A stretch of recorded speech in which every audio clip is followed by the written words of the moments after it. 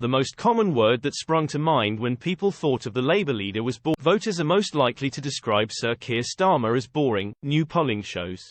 The word featured most prominently on a word cloud of what first comes to mind when people think of the Labour leader.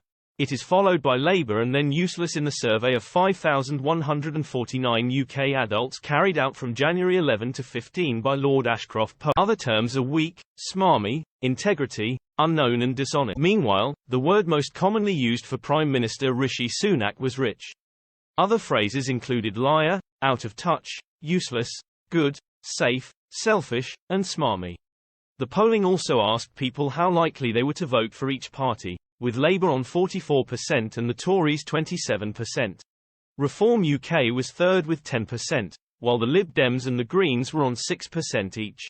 Meanwhile, 20% said Mr Sunak would be the best premier, compared to 33% for Sir Keir. It comes as the Labour leader this week defended himself against accusations he is boring.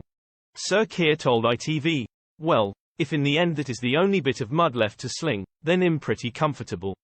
Mr Sunak, who has a net worth with his wife Akshata Murthy of £529 million, according to The Times, also hit back at criticism of his wealth.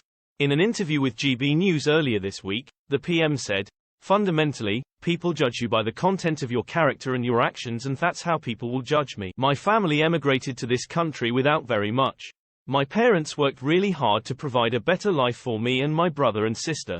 I worked really hard for everything that I've got. That's the type of country I believe in. If people want to use that as a political smear or attack, I actually think it speaks volumes about their lack of ambition for our country, than it does about me and my background."